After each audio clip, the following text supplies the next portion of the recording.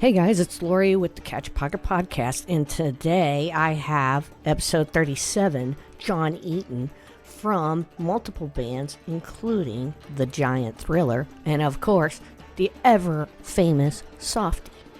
I'm overjoyed to introduce you to Jon E. He's a real creative in our community. He makes art, he writes songs, and he's one of my favorite people. So, with that, please enjoy my interview with Mr. Jon Eaton.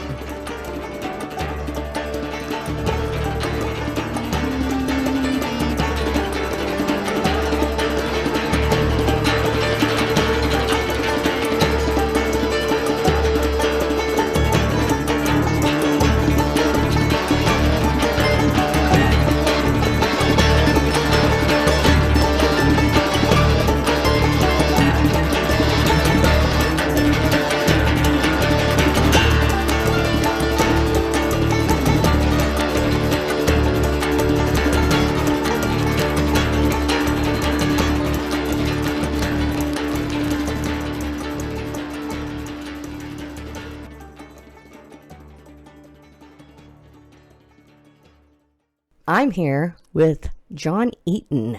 Hello. Hey, Jon. And he is here to tell you all about himself and Catch a Pocket with me, Lori Burris. So, let's get started, huh? Me.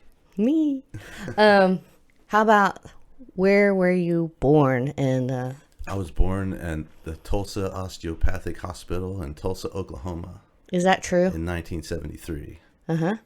And did you live in, did you stay in Tulsa I don't and remember Tulsa? No? What's your first earliest memory? Good question.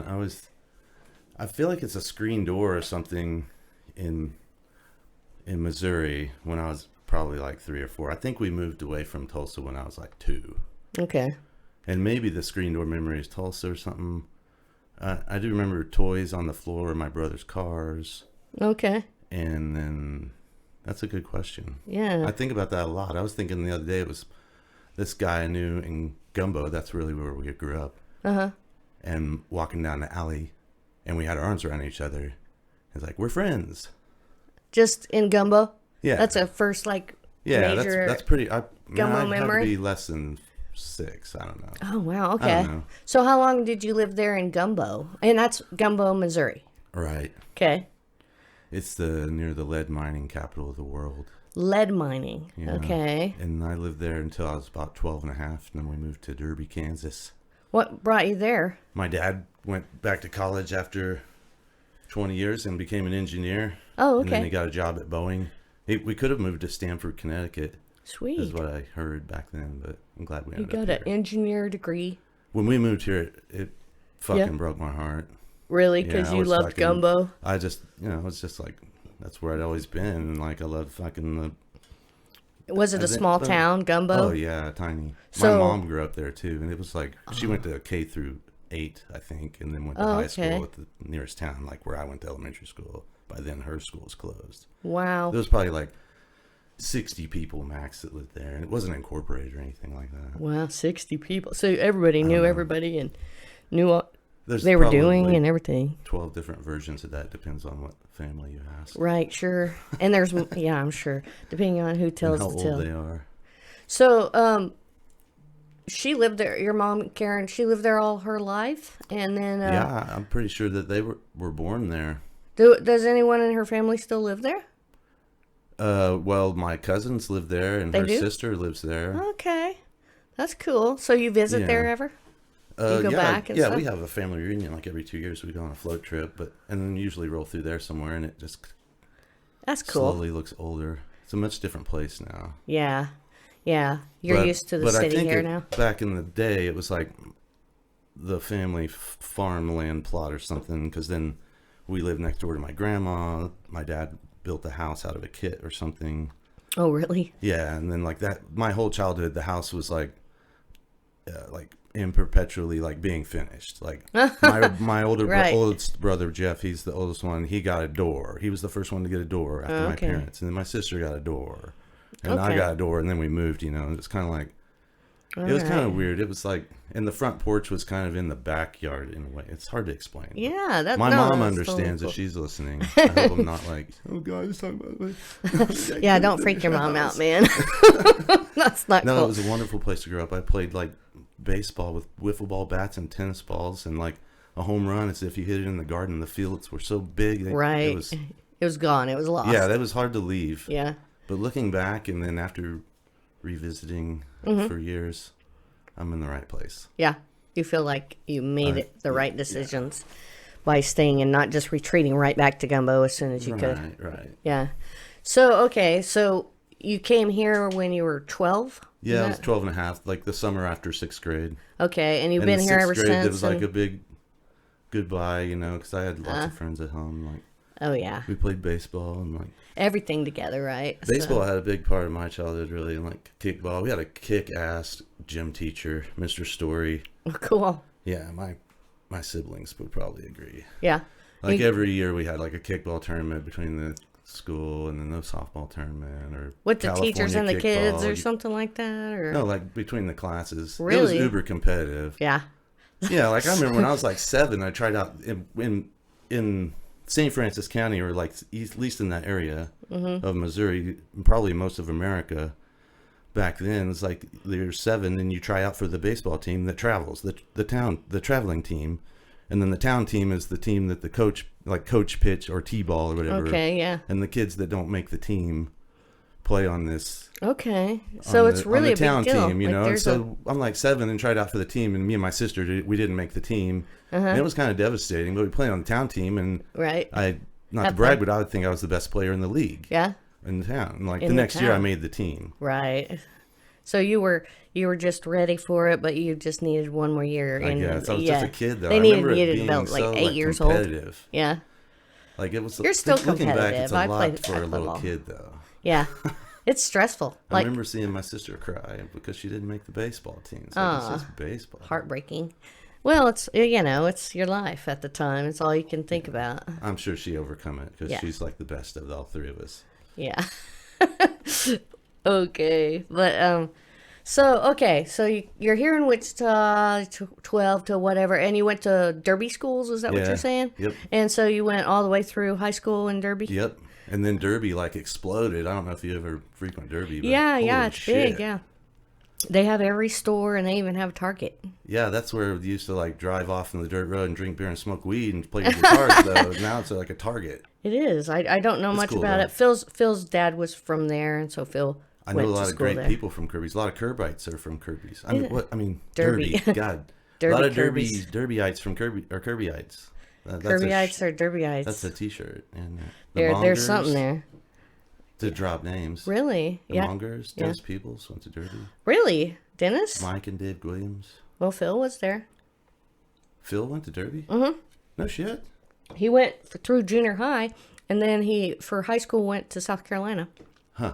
So, I had no idea. Yeah, but he was Derby, and I've met like 3 of his friends that went to Derby with him in junior high school. Well, the younger dude, Brandon, big dude that plays guitar, kick-ass dude, he fucking went to Derby. Really? He's like class of 2000 something though. Yeah. I told him what year I graduated. Like He was like, that's what year I was born. Yeah, that's like, that. Yeah, you're gonna hear that more and more as we get older. Old Derby's high school. Yeah, when it was little. 6th grade center or something. Yeah, it's like really built up. Enough about that shit. Okay. Yeah, really, we don't care. I say, Catch a Pocket with a Wichita artist and the surrounding areas, and I'm always thinking, here we're in Park City, but Derby, yeah, Derby. That's where I played in my first band, I guess. What band was that? It was called Subliminal Hymnals, actually. Well, that's not technically true. It was, man, this is a weird story, but there was D&H. D&H? To back up even further, me and my friend John Waller made mixtapes, and we just like take different pop and rock songs and like dub them together to make them say like different shit, and we call it Disturbed Children. Cool. I remember the first one was like Beastie Boys, was like, what's the time? It's time to get, and then it cuts to Bon Jovi like a social disease, right? And like so we made shit like that. Awesome. Instead of Footloose, we did Cheese Loose. Okay, so you started getting a little bit. Yeah, the most fun was like doing the little cassettes and making those, and then we actually had this band. And we call it Developing Nasty Habits, but D&H. D&H. And was just banging on guitars and going, yeah, like heavy. I heard like Dead Kennedys. Yeah. That So punk, In just God straight We up. Trust EP or whatever. Oh yeah. That was, So you were kind of emulating that, and making Yeah. up, but We you were were like making up your 13. own songs. yeah. You've always done we that? were like 13. Yeah. Yeah. Because that's I what didn't I really think have a you're guitar always yet. like. It was just like my friend had the guitars. Yeah. So you were just banging on their guitars on the side. It was like a classical guitar in his mom and dad's basement by the pool table, and he got a bass. And so then what happened, like from there, with your art and life and what? Well, then it was like I knew I saw like Scott Ian on Headbangers Ball, and like knew I wanted to fucking do some shit. Yeah. Got an And electric I was guitar? inspired by a lot of shit all my life. Anytime I get that question, like, "What's your biggest back in art school or whatever?" It's like, "Oh, I like the Muppets." That's your, That was big like time. your art that's influence like, pulled you if in. you think about it, it's like hugely creative and influential to everybody. We're the same age, so. Right. You remember the Muppets, like in Oh, the yeah, they're prime, everything dude, to me. And Miss that's Piggy like and my Kermit biggest- and all of them, you know. When I went to WSU School of Art and Animal. Design, that question was like Jim Henson. Yeah. And I was like, I didn't know shit really about Jim Henson, but I just know I liked his shit. Yeah.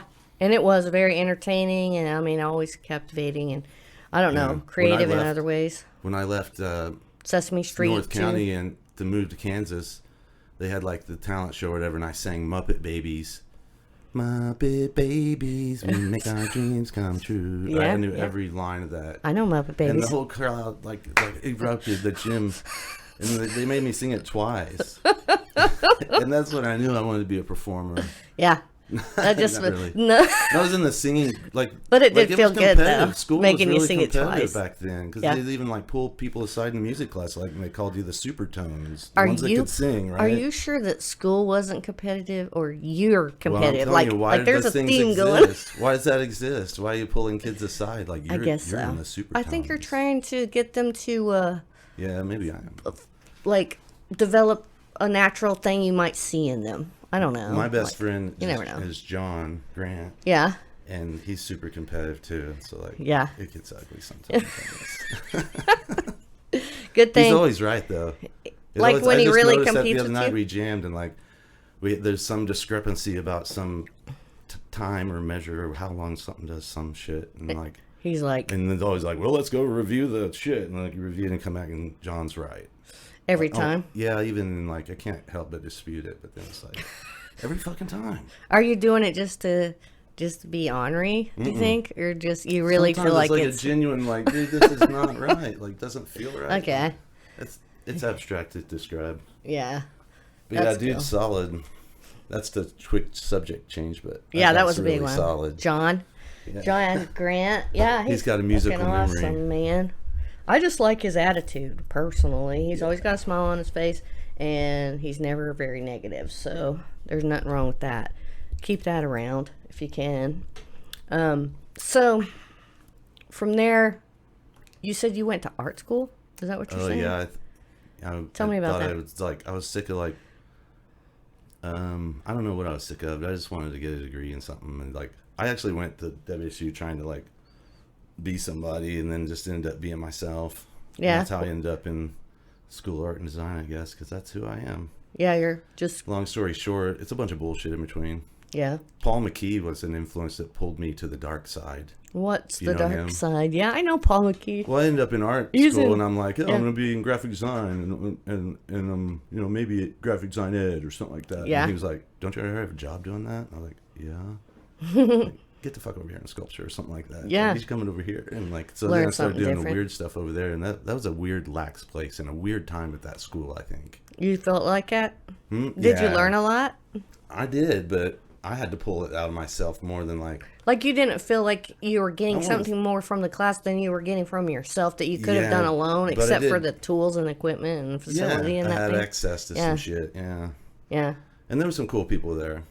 Is that there when was you were also, getting like, it into was that kind of a finding loose- recycling stuff and Yeah, making art out of it? Yeah, I did that for a while, and then Yeah, when I that's was really doing cool. it, I was like, I'm gonna do this forever. Yeah. And now I don't even pick up a penny at the grocery store. So I'm like, some other dude's gonna pick up. That's 100% change. I know. That's a good Well, luck, penny. I've learned why those pennies Money's are there. money. Kind of like Why? You know, it's not. 'Cause sometimes they germs? honestly get dropped, but some people are just like, ding, they throw them down, or like, Oh. I don't know. I feel like if it's interesting enough, I'll pick it up. Yeah, but not but a there's penny. Like you go out.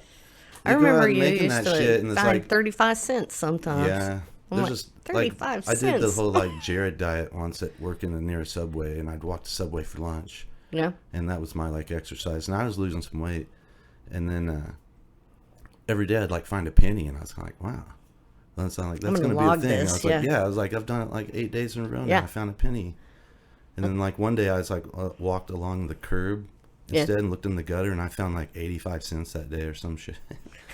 Yeah, I remember that. I think I remember that. I was like, dang. That triggered me, and then I started getting a mountain of coins, and I'd like go to different parts of town and go like, I'm just gonna go hunting, coining. But I also look for other stuff to make stuff out of. Like I ended up with rules where like you could have panels or like fasteners, like wire and shit like that. Mm-hmm. And then at first I was like sorting everything by like what it was. Like I had keys, locks, and key rings or stuff for, like security. That's all the same category. And like coins, fasteners, plastics. I tried to avoid plastics because that's fucking everywhere. Yeah. Too easy. And everybody wanted to be like, yo, recycling metal and all that shit. I never could find like a true like connection or a desire to find the true connection to like make it a significant piece of art. It was just like, yeah, you're like when I first started doing it, somebody at the first critique's like, well, you know what everyone's going to call you now, don't you? And I was like, what? And he's like, trash man. Oh man. And I was like, oh, you're right, I don't want dude. to be trash it's so cliche. Yeah. But people cool. are cliche, though. It's cool. And then Plastic Island out in the Pacific inspired me, but then eventually you get jaded. Yeah, you do. Kind of. It sucks. Or like you get. I still care about it, but it's I can't do it all the time. I got other shit to do. Right. I think we should do like a Kirby softball cleanup day or something at the river or something. I thought you were going to segue into a section of Catch a Pocket. We're doing the Kirby softball section of the. Well, you were finding music. You went into art school, and that during that time, like you were doing music as well, and you had how many bands do you have? Yeah, how many? Music is my life. Yeah. Well, how many bands do you have? Right now? Yeah, right now. Oh, God, everybody asks me that, Lori. It's so many. I'm going to say 2. Nuh-uh, more than that, right? 2.5. And that is Softy, of course. Softy is kind of Softy, of course, but it's ever-changing. We've kind of started this other band, obviously not kind of, called The Giant Thriller, which we're very excited about. We just made a record. What's it called? We haven't got the records back, but the record is called Bad Hombres. Bad Hombres. All right. We don't have a website, I don't think. You're going to put it on Bandcamp? Facebook, and we're on Bandcamp. You can get it on Bandcamp right now. Okay, cool. But we have some CDs, and then Softy's just kind of like it was best, a duo forever, but we can do whatever ever. we want. Yeah. Yeah, it's you guys, you and John Grant, and you guys are best friends. Okay. How'd I hook up with John? Yeah. Well, I mean, like, that's been ongoing before you went to art school even, right? I mean, that's before you had your 2 bands. Yeah. And then you started going on with experimenting with music and whatnot. I spent 6 years at WSU. I got out in 2010. With a degree in... And I graduated high school in 92. And I got a degree in a Bachelor of Fine Arts in Sculpture. Okay. And that was with Paul, because he's cool. Here's and Paul. I actually ended up getting a job similar to the one I had before, running embroidery machines. But I only got it because of a connection I made at WSU. But I pioneered this department for a place I work for now. Okay. They got embroidery machines and needed somebody to run them. And you know how to do that? Yeah. So I was that's really cool. He knew a guy, and it was me. Because I was just wondering. Run embroidery machines. There's an art to that, right? Yeah. Oh, totally. It's like a lot of computer stuff. Right, and you're basically programming in the thing? Yeah, like, my brother does screen printing. Mm-hmm. I do embroidery. Okay. So did you do that intentionally to do something different than your brother? No, it's just something I fell into. I kind of like, it was more like I've got into like Photoshop and like doing digital. You do stuff, Photoshop, really cool. Yeah, and then people were wanting to do T-shirts and stuff, and then they had like the kiosk in the mall where you could have anything put on T-shirt. Right. So I ended up working at that place where you like put Daddy's little demon or whatever on the shirt, right, and like their picture, right? Sure. And it was at Town West, and then they moved to a shop at Maple and West, and it was there for like 15 years. It's not there anymore. Right. But I had 2 stints at that place because I left once pissed off, and then I ended up coming back and I had a stint at another place doing embroidery, and then September 11th happened, and they laid me off or whatever, because a lot of shit happens like that. Yeah. Panic ensues. And then I didn't do it for a long time, and I got into like just freelancing, and I ended up doing tile with Tommy. And oh, yeah. Tommy Crab. And then I got the call for that job I got now, and it's boom. Yeah, and that's been a great job for you. So I'm trying to think. It started out in what? You're in school, and but even before then, you're in a band. You're always artistic. You're in a band. You went to another band. You guys cut up some tapes and did some digital things. You're into computers, like going into computers at that time.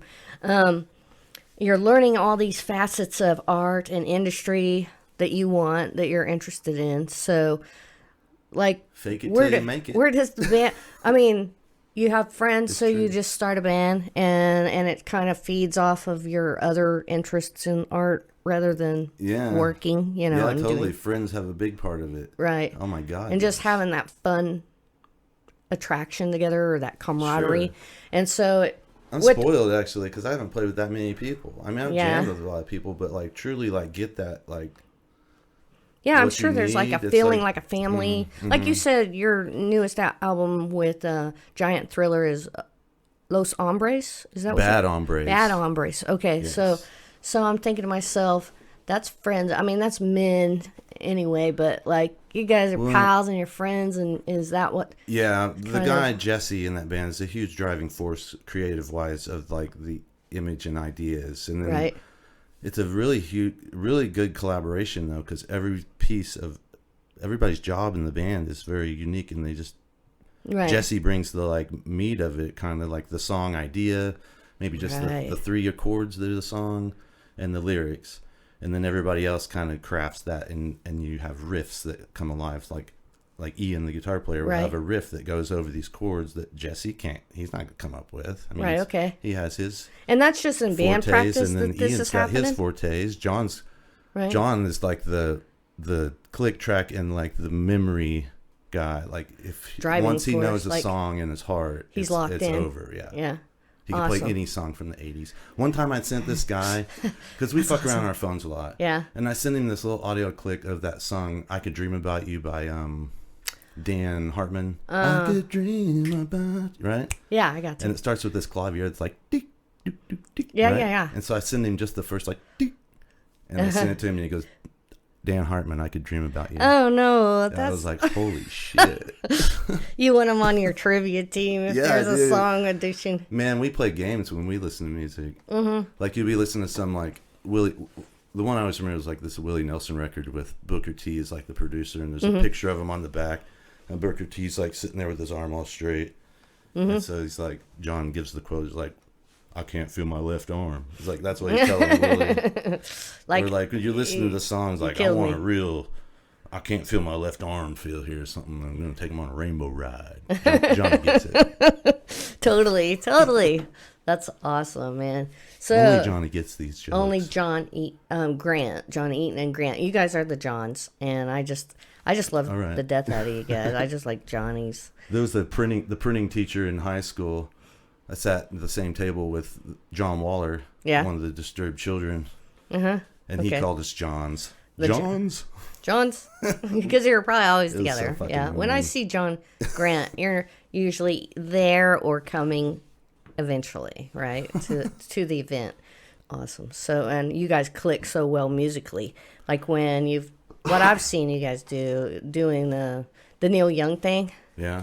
That one? Yeah, that was awesome, man. And I heard you were sick. Yeah, I was kind of coming off of something. I felt fine that deal, but I still had like laryngitis, so I kind of had to push. That sucked. Yeah, you had to change the key. Yeah, you were telling me that was like wow. That was the last big Softy show. That was just the two before of us. COVID hit. Yeah, and that was the last big Softy show. You guys haven't started playing again? We played a couple of times, but we brought Ian in because like the Giant Thrillers are our main, like that's what we're getting off on right now. So it's like, well, we're gonna try and bring that into Softy somehow. If somebody wants Softy, where you're gonna get this shit too, right? Even if we had to do Softy songs as this lineup and switch the instruments around, it's this core of fucking 4 dudes, right? These are the guys that are fucking I'm gonna play music with right now, you know? Yeah, for sure. So then we got Americana now. We're kind of on the back burner. Oh yeah, that is true. That's a whole other story of how music can like deliver. Yeah, Americana now. What a great idea. You played with the Tom Page Trio. Yep, love that. And you play that with them still, or Tom Page? Yeah, I would if it ever came up, but I think he's covered. He's got some solid dudes. When went away and did some other things. 'Cause after Tommy passed away, it was kind of like changed the vibe for me, unfortunately. Yeah. But I mean, I fucking love that shit. I got it. That was all good, those CDs man. we did framed in my house with our picture. I mean, Great CDs. If you get a chance, check those out, because I will say that last CD that you guys did was called what? I can't remember. Dust Bowl Demos 1, 2, and 3. Yeah, that thing was rocking, man. I was listening to it on my own without any solicitation from anyone. I just thought, See, I'm blessed. I got to play with the best drummer in town and also the best guitar player in town. Yeah. Yep. And I'm highly biased, but I really believe that's true. And maybe it's Tom my Page. Experience. Yes. Yeah, he's fantastic. because I think he's another level, because he can hear it a way that other people can't, and then he can it's more crisp for him. He's got a lot of flavor sticks in the fire. Like he will listen to the Germs, probably. I don't know really. We talk shit on Germs, but appreciate the Germs, right? Right. And then Bella Fleck or something solid like Ralph Stanley, or just and even the Rolling Stones and the Beatles. Like Tom's all over the place. He can. I learned so much about playing in a band from that dude. Just like we'd play our gig at the barbecue place or wherever we'd play, and then we'd go back to his house and just sit around and just party, just me and him, and just talk for like 2 hours about what our strategy would be, or like what we're gonna do next, or like how the show went, or like what you should do if this bullshit happened again. I don't know, I could go on and on. Like, me and him theorized the shit out of this. Really? I've learned a lot about music and about just business, or just like life in general. He's a better businessman than me for sure. But I'm just talking about like making the show good, or like if we play, if something goes wrong, what we do to do There's this. So many what our stories plans with that be? band too, because John played in that band too. John before Grant. Tommy came in. Yeah, John was the first Tom Page trio was me and Tom and John. I didn't know that. Yeah. And I would totally be down for that reunion. Yeah. Tom, if you're listening, let's do it. Do it. Do it. Talk to John. He said it would be okay. It just happened on Catch a Pocket. I hope you're feeling better, Tom. He hurt his leg pretty bad. Did he really? Yeah. He broke it or something? No, I don't know. He had surgery on some tendons in his knee. So okay. At least hopefully they fixed it. A lot of knee things going on right now. Sorry, Tom. Yeah. Sorry, Tom. Think about it, though. Think about it, buddy. I think it'd be a great idea, because that album, that Dust Bowl album, was so good. One time we played in Potwin, not to keep harping on John. This is the one I call the miracle kind of. It's like we played in Potwin, it was like 40 minutes away with Tom Page. And we get there, and John, if you know John, he obviously forgot something. And, and it was the stand for the snare drum stand. Oh, no. And so we're like kind of screwed. Yeah. But then they make these little triangular guitar stands, that fold out, and they're a triangle, and there's like a little square box on top, and he balanced the snare drum on that all night and played.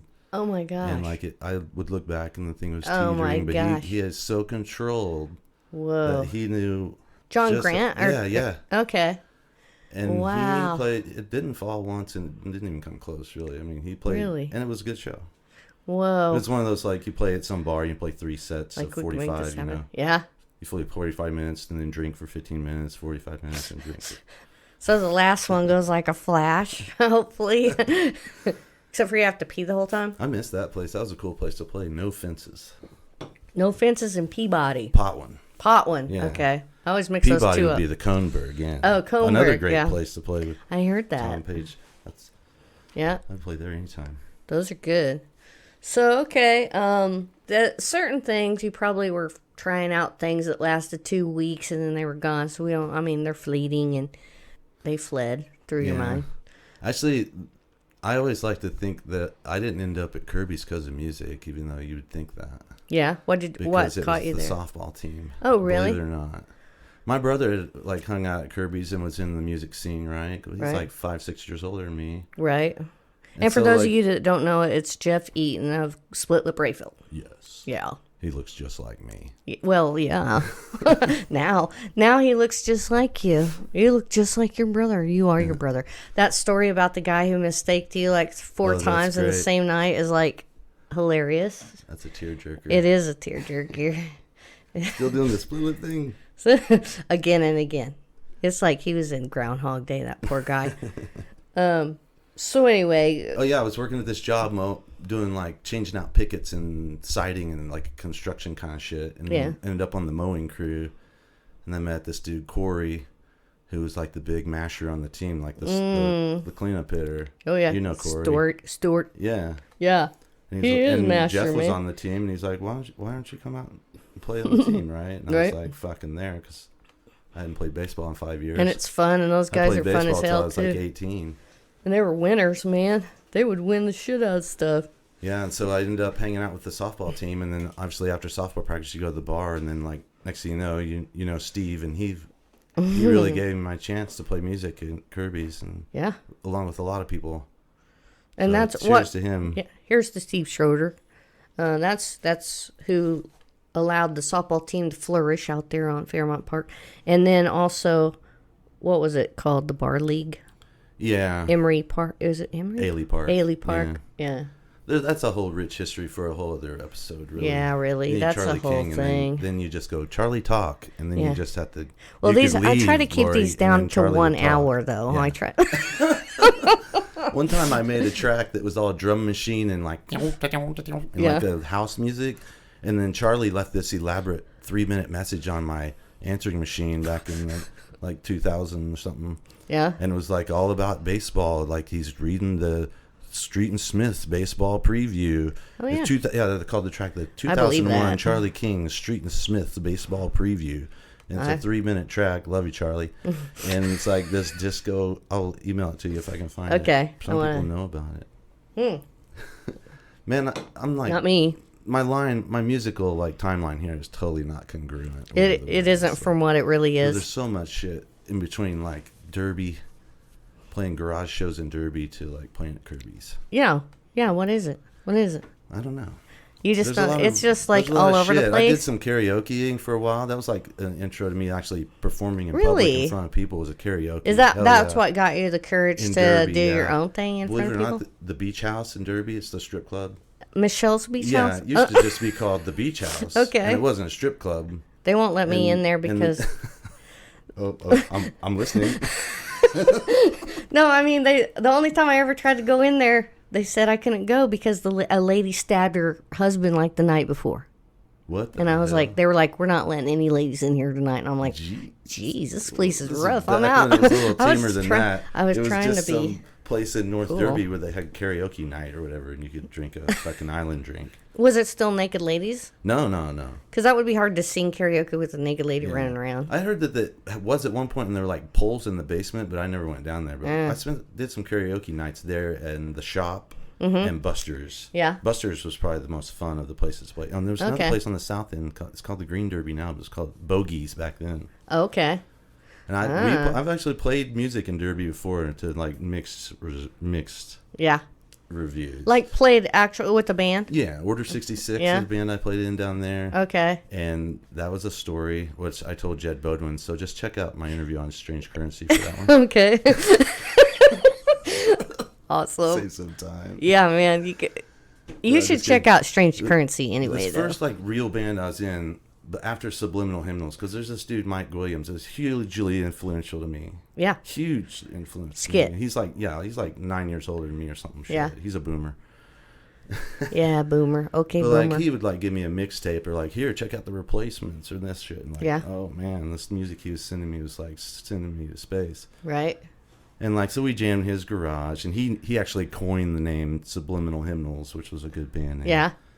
And so that was the name. Yeah. But then the next like solid band we had that played garage gigs was Psychedelic Intestine. That was me and Tyson, my friend BJ, and Jason Reitmeyer, who's Tyson is in Americana now too. And then Jason, the drummer's brother, Brian, is the other guy. Oh, okay. Jason's brother. The other guy. Jason's brother, Brian. And Brian is like the kind of like Americana's like me and him made that band happen, really. Yeah. It's really like a birth of him and his creativity. Yeah. And it was a healing time for him. These Trulies really make you talk. Yeah. No, it's a healing time for him. You know, he was going through some stuff. Well, it's hard to like tell all that shit because there's so much you don't want to say, and you do want to say things. You know, it's like so much to talk about, really. And plus, I like love that shit so much. Like, not to be like. But like that's really important. That shit defines me. Yeah. Like this is the bones of who you are today. Kind of. You're the road that you went down. And why did you go to that road? It makes me better and nicer. Or like, right. I'm not gonna be like that dickhead or something. I don't know. Like musical, you were a musical monster sometimes. Your ego gets the best of you sometimes. Is that what you're saying? I'm sure it has. The older I've gotten, the more I've been like, I care about less caring about someone else doing that shit or right. Or it's not so personal. That's a very complex issue.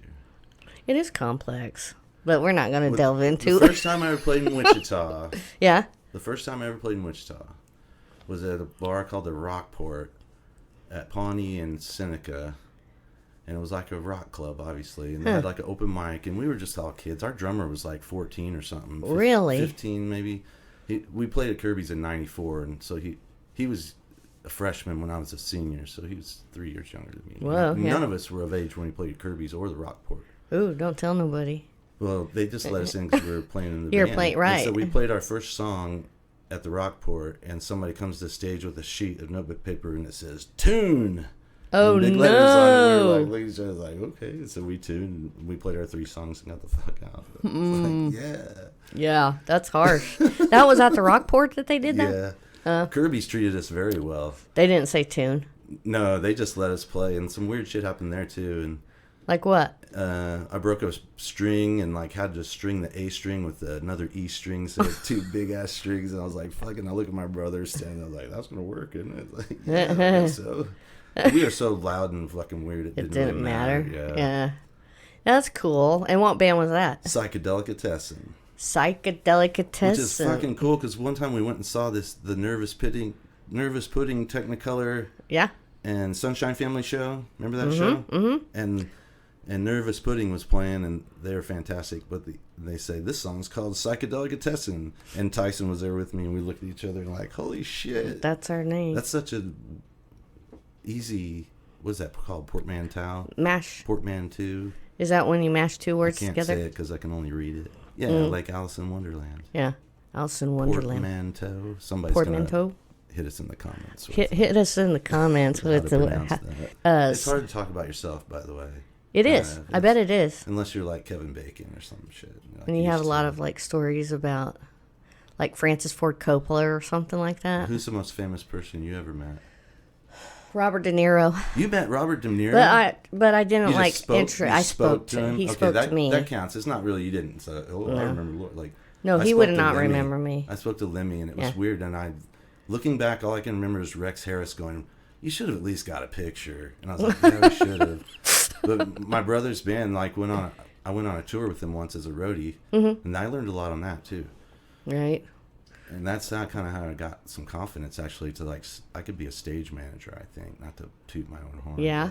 I'm kind of the stage manager at String Break, which is like a loose organization of family members, but we all have our jobs. Right. Definitely. Yeah. Even as a volunteer, I know what I'm supposed to do. My dad died when I was 20, and I've always wondered what he would have thought of this world of like Split Lip Rayfield and String Break and all this shit, because he had no idea. Right. I think whenever you lose someone up from there forward, you're always thinking about what they would think, or if they're there, or like if this means something. Never knew my band. Yeah. He heard my band play in the garage, and we'd like just bang out, and I show him some recording. Hey, we did Freebird. Check this out. And he's like, sounds pretty good for the 3 of you. As Drew Culture told me, he's like a total dad comment. Yeah. Or compliment. Yeah, like a backhanded compliment in a way. Like if you had 12 of you, you'd be much better. But Well, I remember back then, like finding out who you like and stuff, and people are throwing shit at you. Like, right. Check this out, and I had an older brother, so I was like checking out what he's listening to for sure. And then my sister, I was the baby, and so that's heavily influential. You're almost older than your years in a way. For sure, because you're always taking in what they're taking in. And when Black Flag was like, I was 10, when they were at their peak, and I'm like... You still know them and all 10, that because... I was like just getting into baseball cards, okay? I finally figured out who the Mariners were, Right. Who the hell are the Mariners? Finally figured out how to chew that hard-ass gum, like...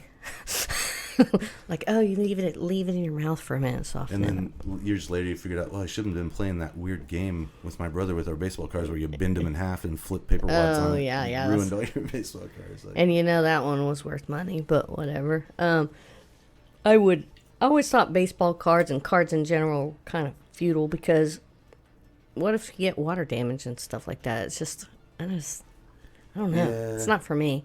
I'm when more you're in of the a, moment, it kind of makes sense. But like, I still have a box of my favorite baseball cards, but it's kind of like it's one of the do you ever things go that's through like them and look sometimes at them? every time I contemplate whether I'm going to throw them out.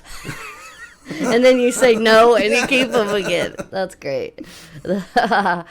So, okay. So, bands and stuff, and you were kind of going into psychedelic intestines, and then you also were talking about work. What was the other one? I made a list of all the band names, but God, I wish How I had many it on band? me. How big was the list? Like, Oh, it was giant because sometimes you'd have like a one-off band where you just play a couple times. Me and Albert Alfonso used to like we'd hang at Kirby's all the time when the band wouldn't show up or something, and Steve would be like, "You guys can play tonight," and we'd run home and get the shit. yeah, And it'd be me and him, Big Mac and Pecker Jack all night long. Big Mac and Pecker doing, Jack. like CCR covers and shit. Sweet. And like we'd trade off I drums and think I guitar. maybe caught a few of those. That's Yeah. fun. And so, well, basically, like I started playing on the softball team and hanging out at Kirby's. Mm-hmm. And then I saw the band Ulu. Mm-hmm. It was a fucking great, fantastic late 90s Big time, Wichita yeah. band.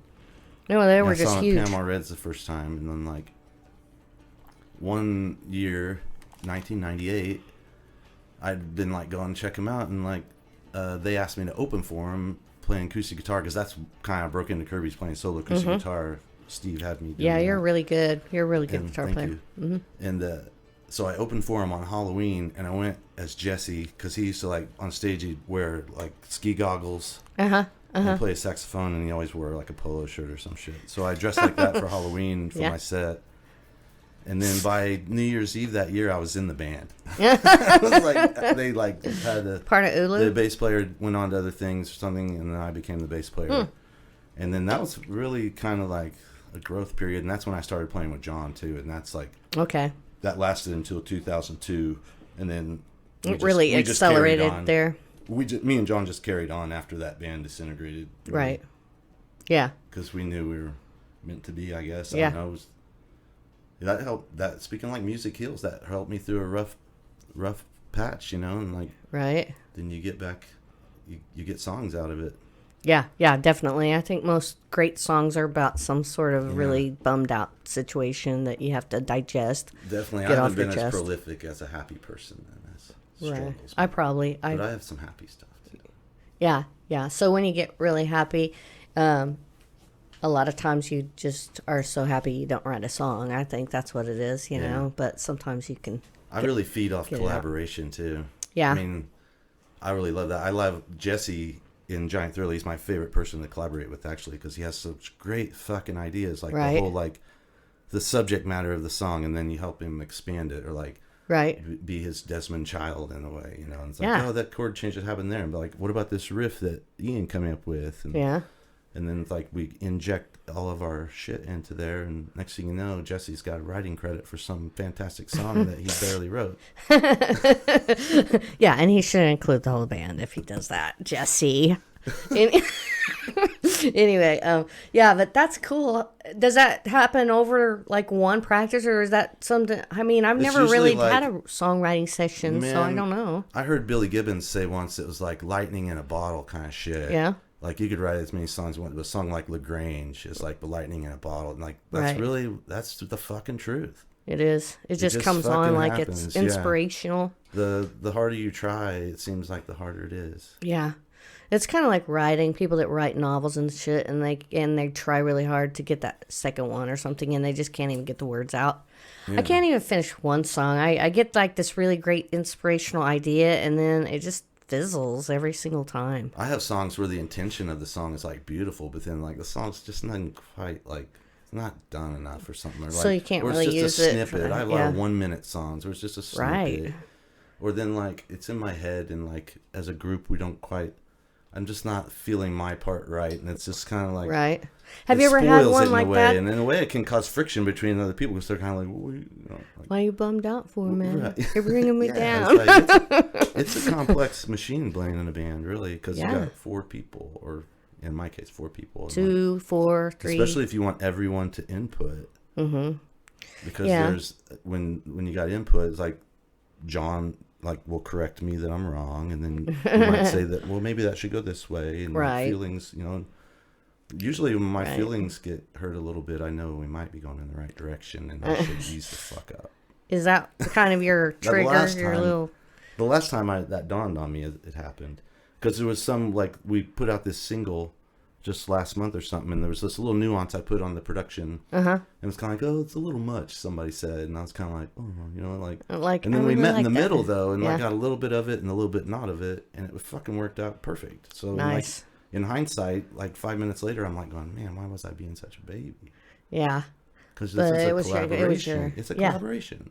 Yeah, it's a collaboration, but it's personal, you know, when it's your idea. Yeah. So that's why you're resisting getting lost your idea, you know. Yeah, but a lot of times, I mean, when someone else comes into your life, it's usually a good thing.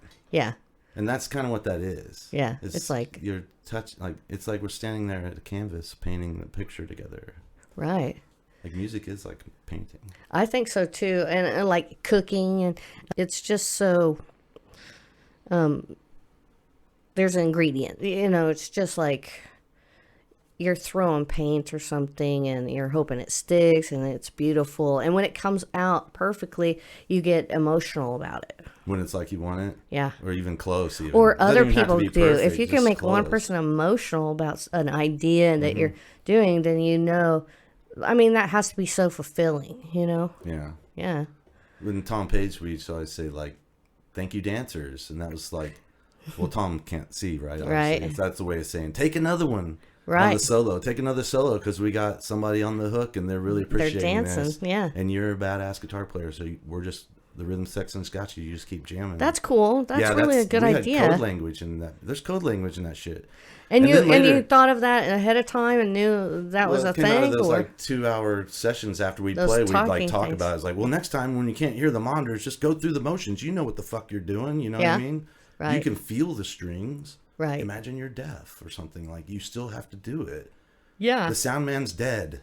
Fucking, you got to do this shit. Though. Sounds good Don't out let front. it get in your head it's what the sound man's doing anyway. Yeah, and a lot of times it can be sounding really good out front. The last gig we played in Giant Thriller, no offense to Jeff, but he only had one monitor and it sounded like shit up there outside on a trailer. Yeah. And then everybody out front, it sounded fantastic because that's what he's focused on. And that was the mix that was kick ass. Yeah. But up on stage, it's like we were fucked. That sucks. But we went through the motions and just went through it like that's why you practice it. So.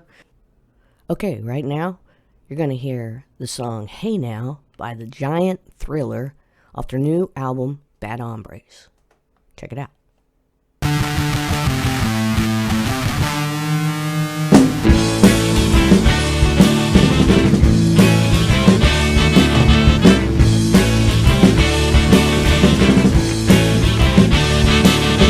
Hey now, what you gonna do?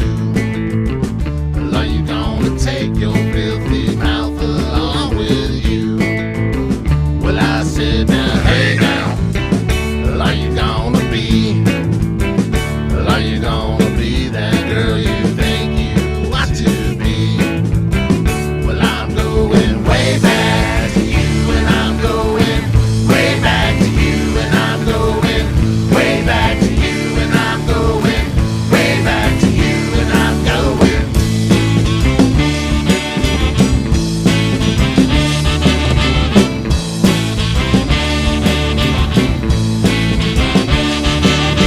Hey now, are you gonna tell?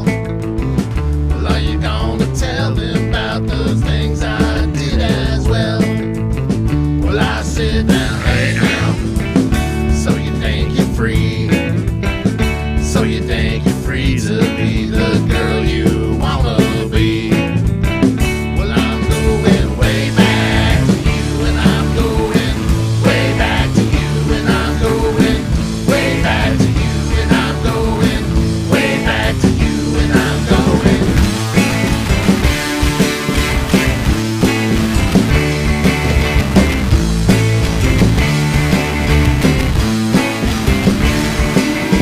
Hey now, are you gonna tell? Are you gonna tell them about those things you did as well? Well, I said now, hey now, well, I don't wanna go. Well, I don't wanna be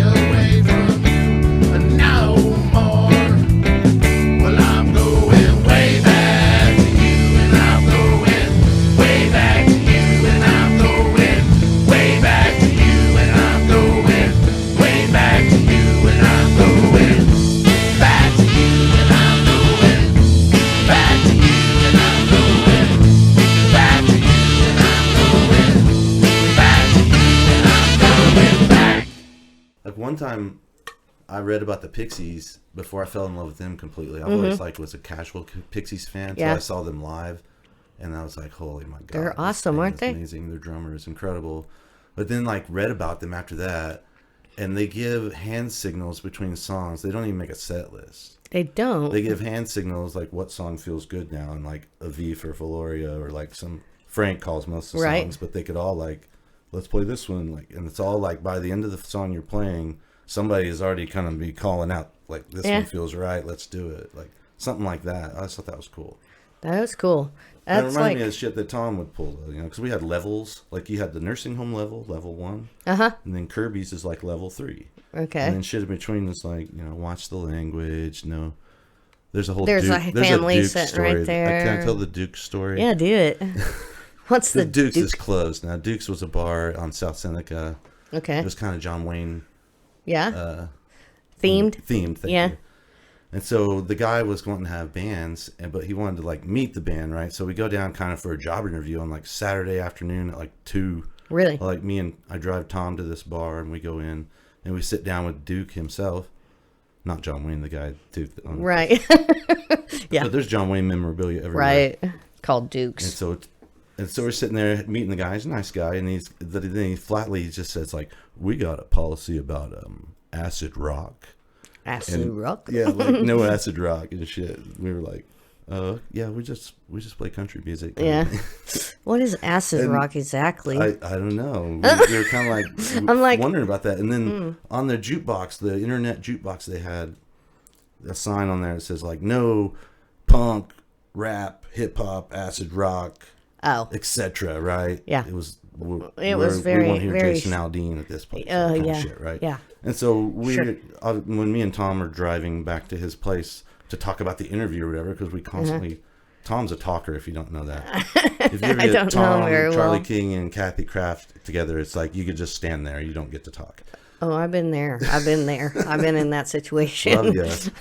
It's true. Yeah. If you don't want to It's talk, and they're all you three just wanna... talking about something different at the same time. Exactly. And so you can only Love 'em. get what you listen to, really. But Tom is a bread box of information, or whatever the word is. A wealth of knowledge. Wealth of knowledge. And so we're talking on the way home, and there's even a term I called being Tom Paged in traffic, is when you're talking to who you're with, you're driving, and you're talking to your passenger so much that you miss your turn. And that's you're Charlie getting Tom King. I Paged. call that doing a Charlie King. That's so weird that you say that. Yeah, it's, One time we love our friends. Yeah, we that's do. Why we talk shit. Yeah, that's true. I love Charlie. He's the greatest. But yeah, so he'll we're blow going past. back, and we ended up getting that gig. And so then, but there's a term called tighten your headband that Tom Page came up with. Is that's when you're gonna play the wah wah distortion Jimi Hendrix solo, fucking acid rock, pretty much. And so we weren't playing that night at the gig, right? But after that gig, from then on, whenever you go into this one part of the song where you kick in the wah wah and the distortion, I'd whisper in the mic, be like, acid rock. Oh yeah, and he would drop the totally, awesome. That's acid rock. The night of that show, all Did you actually all kinds play of shit it? happened. Yeah, we played the place. Oh, wow. All kinds of shit happened though. But the meat of the story was I don't know. We played there, and then later on, we were playing the jukebox, and our friend Kevin plays Eazy-E on the internet jukebox. Why do you do that? And then the bartender's immediately who played this? Honey, we don't play this. And he's And then, long story short, 2 weeks later, Kevin comes up to me. He's like, I figured out why they call it Dukes. I was like, oh yeah? He's like, David Duke.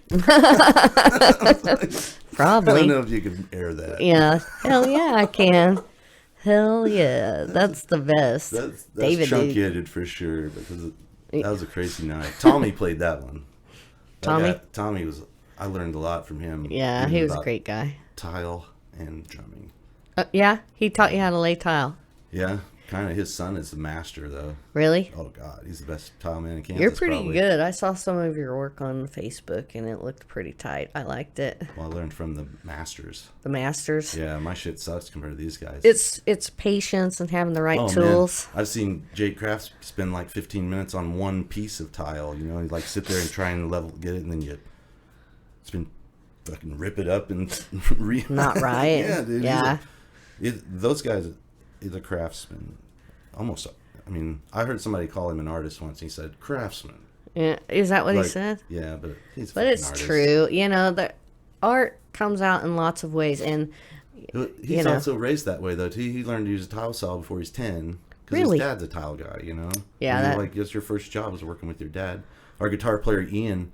I started playing guitar when I was 15. My parents got me a real guitar from my uncle's pawn shop. Okay. And then I'm like, start hanging out with Ian a lot, our guitar player. It's like, when did you start playing guitar? You know, his dad like raised him. I was like, I don't know. I've always played guitar. Really? Kind of thing. Like, really? He doesn't remember when he started playing guitar. Really, from the get-go, just strumming it, and then turns into something. When you first got your guitar, was it electric or acoustic? It was electric. I had an acoustic one when I was like 9 or 10, but it was kind of a banged up toy. Like, I didn't really more like a kid toy. Yeah, I didn't really play it. Maybe like nothing really. Right. But yeah, it was a 1957 Supro. Okay. My uncle had a pawn shop, and it was $50. It's probably worth a lot more than that now, but it's all in pieces. Albert's supposed to be repairing it for me now. Okay. And my uncle said Van Heflin had one. Oh, okay. Okay, Van Heflin. Yeah, I love that guy. So, okay, now's the time in the podcast where we go on to a story of inspiration. So, you have a story of inspiration or something that inspires you? Well, like, it's easy to say something fantastic, like when I went to St. Louis and my family went to the zoo, and then I bought box seats to the Cardinals game because I was in the Cardinals and Albert Pujols in. And they were playing the Pirates, and I like sitting there by myself with my camcorder, and Albert Pujols like spent the afternoon with Down syndrome kids, and like they were all crowded around him, you know, excited, kind of a Babe Ruth moment, like hit me a home run kind of shit. Yeah. And he just laughs, you know, according to the newspaper articles I read, he just kind of laughs, you know, because that's the shit you get, right? Right, like, sure. I'll do what I can, kind of thing. Sure. And so I'm at the game on the first base line. First time up, he fucking, the very first or second pitch, he like hits his home run. They're all to left field, and he just smacked Albert Pujols' home run, right? Boom. Right. Next time up, boom, home run. Three fucking home runs in a row. You were there. And I'm videotaping it. Holy shit. And like, and every time I'm like going, are you kidding me? You know, and then it comes up the fourth time. And he hits it, and it looks like a home run. It goes to the warning track. Oh, okay. But it's still like, I'm like, oh, whoa, the whole place is going. Yeah, like holding their breath, yeah. And then I didn't even know that story about the Down syndrome kids till later, and I was like, oh my God, I was witnessing like a moment. Right. Yeah. That was kind of inspirational. But that is inspirational. The real, like, personal inspiration to me would be like my mother. Your mother? Okay, what about it? That's really it's really good to get it out. What an honor. But like, you know, my dad died when I was like 20, and he was 45, which I beat him now. Yeah. Feeling good. Yeah. But like, she picked up the pieces and like got on with her shit. You know, we honor our dad, and Dave, who she eventually married, right? She remarried. He totally respects my dad. And then like she supported her kids, right? 110%. Yeah, she does. She still does. And then even when bad shit happens to her kids' friends, she cares about them. You know, and that's how kind of String Break was born. Yeah. It's easy to say you don't know how proud I am of that they stepped up and created that charity. Right. Me too. What a great thing. And it's fun. Yeah. And it helped. It helps heal. Music heals. I have so many stories of music healing people. Right. That's what's the most best thing about it. Yeah. Sorry, everybody. No, that's good. My mom was always there for everyone in my family. And then some. And then some. Yeah. Yeah. And still is. And what a wonderful, you know, you're so lucky and fortunate to have that kind of influence in your life. It's really, it's huge. It's the reason why I wonder, like, man, I wonder how cool my dad would think all this shit is. But then in a way, it's kind of like, I can't see it because it's not real. Right. And it didn't happen. Right. You know, things happen. And she's there, and she's present, and she's really present, like, every moment, everything that you invite her to, she goes to, I've heard her pretty once much. say that she thought my brother was the friendliest person she knew, but I think it's actually her. Yeah, I think But so too. You can't say that about yourself. Right? Yeah, you can't. No, that's probably bad to say about yourself, or even to think about yourself in a way like I mean, I think everyone should think they're a good person because they're trying to be a good person, but it's hard to say I'm a good person, and really hold weight about it. It's other people's opinion of you in that aspect that matters. And yeah. It's almost like no matter what they are into, I'm going to be a part of it, kind of thing. In a weird way. It's like a family bond, and how do you be bonded with your family, but you have to show up. Yeah. That's the deal. So, and she's they run the Meat Fest meet. It's like, dude, that's so cool. That's my mom. Yeah. Yeah. And what she contributed with her kids and what they do for Wichita, I think it's just like it builds upon itself. That foundation is there. It's such a major thing. So, but okay. So your mom's your big inspiration, and Yes. And that's a great one. I mean, you're not the first one to say their mom, because I think it sounds cliche, but I mean it's real. No, yeah, it is real, and I know all that Karen has done, and just I know how often she's there, because anytime that I'm there and you're there, she's there. She'll come and give us food or just care for people in general, and I hope that that's reciprocated to her, because for real, she deserves it 100% for everything she's done. Even when shit goes real bad, like she's the one that's like, you've already dealt with everybody immediately in front of you, and like you still got to deal with some shit, and your mom's going to be on the phone with you. Yeah, it's amazing. And she's your counselor, and she's your, sounding board and this kind of thing too. And she's well-intentioned. So, I mean, damn. She's pretty much... It's heavy, yeah. Yeah, Sorry if it gets so heavy, but... No, that's a perfect thing, because that's really what inspires people, or what makes them who they are, is good foundation. It might not be your real mother, but it will be something like that, like a teacher that instills time into you. Or, yes, I had some cool teachers. Mr. Dolph, he was kind of a trip. But then, even going back to, when my dad making the dad compliment, it sounds pretty good for three of you. Yeah. That drove me. It's like my dad, acknowledged that we were a fucking band. And he was listening, and he was there, and he actually gave you feedback that wasn't just rainbows up your butt or whatever. Yeah. People tell you, oh, that's really good, and they don't mean it. It's much better to hear, it's good, there's this and this it needs to have, or I can't hear this, or whatever the thing is, Yeah. Yeah. Or you need to go back and get a few lessons in depth on that. Whatever. So my uncle told me when I first learned to play guitar, learn 3 chords and play them till you're sick of them, then learn 3 more. Yeah, that's pretty good. There you go, kids. There you go. Get out there. Yeah, well, that's kind of what you do in a way, and that's then what I did. that is really what you do, is And you I emulated one my at a time idols. and try to switch in between, and then you start trying to say something at the same time. It's quite complex, actually.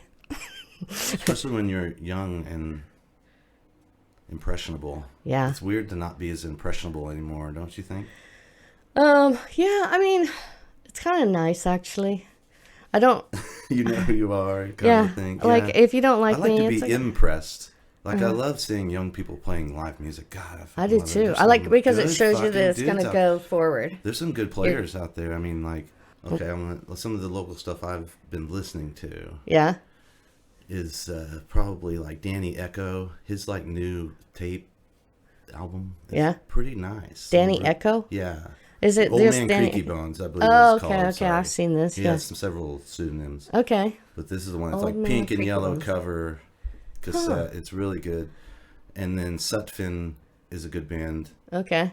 They have some Is that really mostly good just records. alternative rock, or? Yeah, Sutphin, they sound a lot like the Jesus Lizard, I think. Oh, okay. I'm not too familiar I with like the that Jesus kind of Lizard, stuff. but I like that kind of stuff too. Yeah. And then this guy, Jason Beers, the Brannick Device is a band in Kansas City I've long been associated with since back in the early days. So he puts out an album every 2 months. And the last several he's put out have been pretty cool. Yeah. Yeah, he's because into some of like COVID. folk banjo stuff too. He's Folk really banjo? good. He plays banjo on the Giant Thriller album on the second track. Awesome. He's a good guy. Did you get him to record it there and just send it to I just you? send it to him in the Dropbox, and That's he cool. records it home and sends it back, and then we tweak it. And That's really cool. I like that. I like that method, but it loses something in the. I saw an interview with Bill Stevenson and Tim McIlrath, or however you say his last name, from Rise Against, and they were talking about Bill wanted to make his record sound like when you go to the show, that's what you get. Right. So doesn't try to put too much shit on it. So they don't do it. So I mean, they do it in one room, yeah, basically, and put the drummer in another room. Yeah. Yeah. But I like it either way, though. You really can't. I mean, if you're not really a music aficionado, you really can't tell if one way or another. Because I tried to do that with Phil one time and say, is this one you were in the room together, and this one where you're separated and did it all from home? And I can't. I mean, it's not a new trick. Yeah, I'm not really the one. Sam Phillips did it way back with Elvis, right? Thanks for coming. And do you have anything you want to plug, like coming up in the future? September 3rd, we're playing at the President Carter Convention at Kirby's Beer Store. Oh, yes. Softy with the Comfort Review and one other. And gas. That is the closing party for the ICT Fest. Oh, okay. And that's like on ICT Fest merch and that kind of crap? I think this is ICT Fest sanctioned, but not one of the events. It's like the after party. Oh, okay, it's the after Kirby's party. is not all ages, so technically it's disqualified from being I gotcha. stage. Okay. I'm thinking anyway. Right. That's probably This good is guess. where the rap is. And Yeah. all the people that participated, if you're over age, come on down to Kirby's and drink a bunch of beers and stuff. Talk about how great it was. All right. So, John, thanks for coming and catching a pocket with me today. Loved it. I love you. I love you too, and I hope I'll make you proud on this one. And thanks for listening. And Thanks for the Trulies. all right, you're welcome. Hey, thanks, John, for being on. And don't forget, the Giant Thriller has a new album called The Bad Hombres coming out September. On September 3rd, they'll be playing at Kirby's Beer Store. And check them out when you can. Look up String Break and see what that's all about. It's worth a glance. And I thank you guys for listening. Give us some likes and subscribes. I'm going to leave you with a song called The Keeper of the Plains by the Giant Thriller off their new album Bad Hombres. Check this out, and we'll see you next time.